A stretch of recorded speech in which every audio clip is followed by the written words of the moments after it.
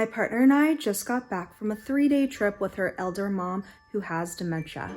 Here's how we not only survived the trip, but actually tried to make it as enjoyable as possible. And trust me, it took a lot of work and it was not easy. So let's talk about how I prepared, what I learned, and if it was honestly worth it.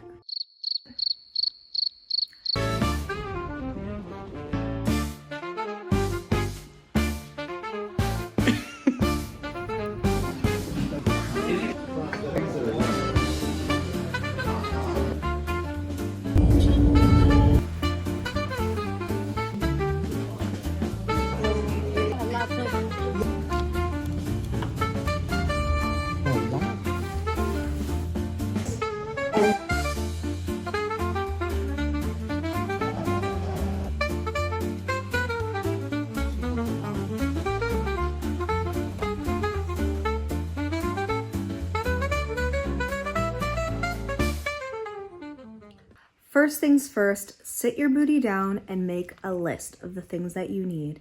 You will forget. Do not trust yourself. There's so much going on when you're trying to leave on that travel day. You will forget things. So sit down, write a list, check it twice, make sure you have everything that you need on there. Next, whatever you can prepare ahead of time, check it off the list. Pack in advance, make snacks in advance, fill your car with gas. Anything you can do the day or days before your actual travel, just get it done. The travel day is a marathon. There's enough to do, enough to think about, so whatever you can take off your plate, take it off. What to bring. Everybody's list is going to be a little bit different. Here's what we brought. Of course, clothes, toiletries. If your elder's taking medication, bring that. Blood pressure cuff. You also want to think about snacks and food for the road because gas station food is more expensive and you don't have nearly as many healthy options.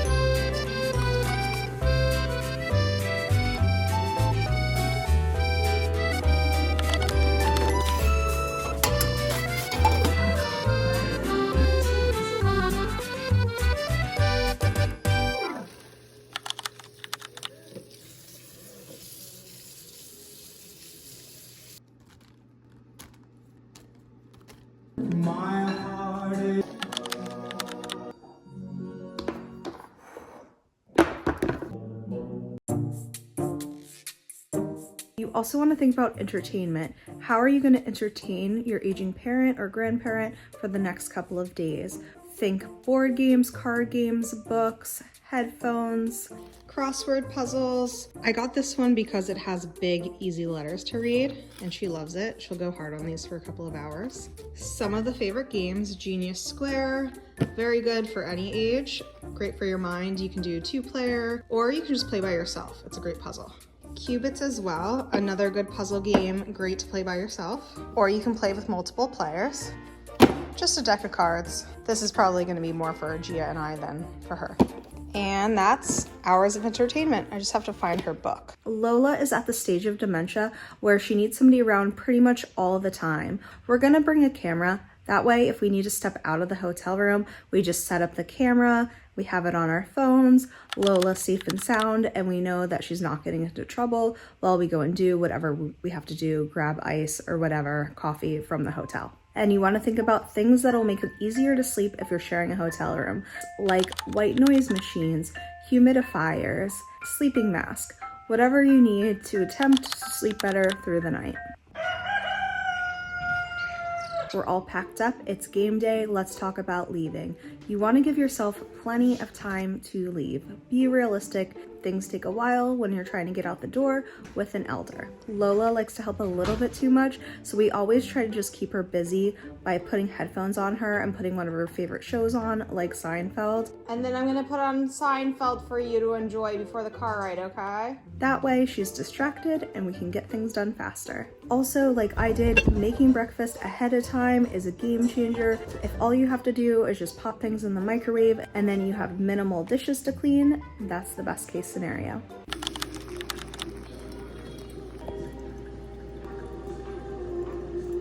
Lola, your breakfast is ready.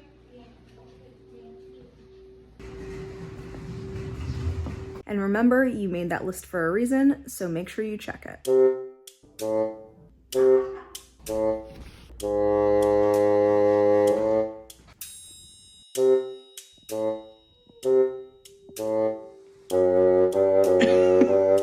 Here we go. We left, we're on the road. Here's how to make travel a little bit smoother. First of all, think about bathrooms ahead of time. Do not wait until they have to use the bathroom. Just stop every couple of hours before they even ask. Because when it's time to go fast, and next thing you know, it's an emergency, there's no exits, no good. Stop ahead of time. To make things more comfortable and enjoyable for Lola, and to attempt to make the time go faster, we made sure that we had music on that she actually liked, so she could sing along to it and enjoy herself. And then we also put on some podcasts that she found interesting and funny to occupy her mind and make the trip more enjoyable for her. When it comes to traveling and meals, we do it two ways. Either you load up on a big meal before you leave, and then we just have snacks in the car, and then we eat when we actually get there, or we plan to actually stop for a longer, more enjoyable meal. When we were going to Massachusetts, that's what we did. That way it could break up the trip, get her out of the car for a while, let her enjoy herself, and then we had a couple more hours stretch after the meal.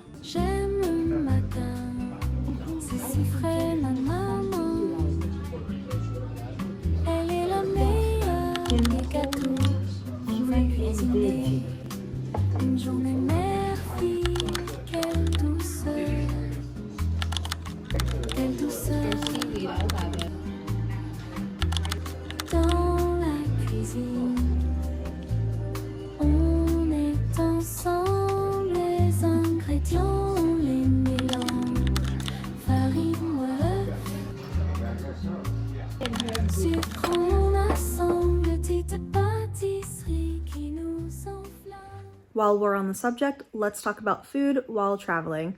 Of course, everybody's dietary restrictions and needs are different. Lola needs soft food and she needs food that's lower in sodium, which can be a bit of a challenge when you're eating out. No matter what, even if you ask for lower sodium, you're still gonna have a lot more salt at restaurant meals. So what I do to kind of balance her out throughout the day, I try to make sure breakfast is as low sodium as possible. That way we have a little bit more to work with throughout the day. Luckily, the hotel we stayed at had a great continental breakfast. I was able to get her fresh fruit, Greek yogurt, avocado without salt in it, hard-boiled eggs, and we ate that on repeat every day for her. She was able to fill up, get lots of nutrients, have a relatively low sodium meal, again, giving her more wiggle room for the rest of the day.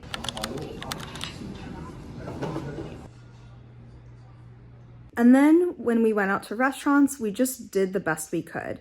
Don't be afraid to ask for things with no salt or lower salt. Don't be scared to mix and match and play with things on the menu. If you notice there's mashed potatoes in a dish, and then you notice there's steamed broccoli in another dish, always ask. You can typically combine things. We often go with fish, steamed vegetables, mashed potatoes, and we also try to find places that have things like soup. We tried to find the balance of being responsible enough about her diet, but also she's on vacation. We want her to indulge a bit and just enjoy herself and live a little. And of course, on this side, you see, actually, what is this? On the Coffee right and side, tea. on the right side. Oh, on the right side, that's kiwi. Kiwi.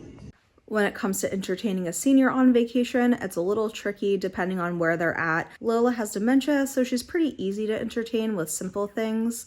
Of course, we brought some entertainment with us, but then I also found some books for her to enjoy around the hotel, and then just pay attention to what's around you. They actually happen to have a nice little hallway gallery at the hotel, so that kept her busy and happy for a while. Animal skull. A little, okay, it's a girl. And don't forget to let your aging parent or your grandparent rest. Vacations are a marathon and they do not have the stamina that we do. So don't forget to let them nap, rest, relax throughout the day, and don't plan out days that are too busy and will take a toll on them. Which brings me to a very important game-changing survival tip. Focus on your own mental health. Traveling with an aging parent is a lot of work, especially like our case if they do have dementia. So take care of yourself. To do this, I made sure we booked a hotel with a gym. That way I could go and work out every day. For me personally, it makes a huge difference for my mental health, my ability to deal with stress if I work out. So I make it a top priority every day. I wake up and I get that done. If you're traveling with other people or to other people, really try to schedule out a little time to get away from your aging parent. That way you can unwind and just have some time for yourself or yourself and your partner, whoever you're traveling with. It's really important. On this trip, we took our nephew to go rock climbing, which was scary, but a lot of fun. And then my partner took him snowboarding. Again, great for the nephew, but also great for our mental health. Wait, jump and fall. I want to get it on video. It's no distance. Just fall and then go backwards like the guy said. All right, come on, TG. Now. There's nowhere you could climb now. I think it's safer to fall. No, trust me, it's like no distance here. This is like a 2-foot fall. Come on. Let's talk about sleep, or lack thereof. Of course, every situation is different. We got very little sleep on this trip. We did have to share a room with Lola, so it was safe for her. She's not in the position to have her own room, so that was a bit of a challenge. She talks a lot in her sleep.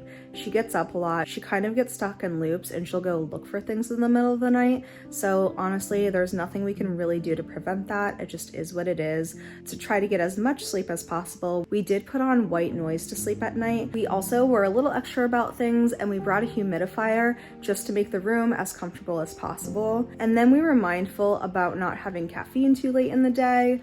We also got off our screens and away from blue light earlier in the night to do what we could to sleep as soundly as possible. But there's only so much you can do to actually sleep through the night, so we did plan ahead to be able to nap throughout the day, and there was 2 of us, so our drive back was safer because we were able to switch on and off and take naps. Of the body and life everlasting.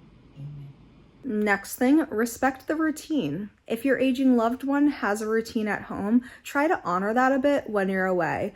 Every day, Lola does her rosary, she does her meditation, her blood pressure, and her puzzles. So we made sure that we had all of that stuff in the hotel room and we went through the checklist every day just to keep her a bit more on track. Again, this might not be as important for some people because Lola has dementia. It kind of just grounds her, so we felt like it was important.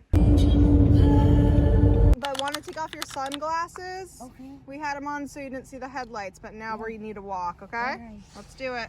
And the return. If possible, give yourself an extra day to recover. This is going to be stressful. This is going to be hard. It's going to take a bit of a toll on your mental health. So if possible, try to give yourself a day afterwards that you can kind of recover, get back to base. It's just a good idea, especially if you're going into a busy week. When we got back, we set Lola up with her shows so she could relax and get back to herself. My partner and I tried to set up a little date night in the house. That way we could actually get some much needed alone time. And then the next day, we took it easy. We worked out, we got outside, we tried to catch up on sleep and get back to a normal place. So was it worth it?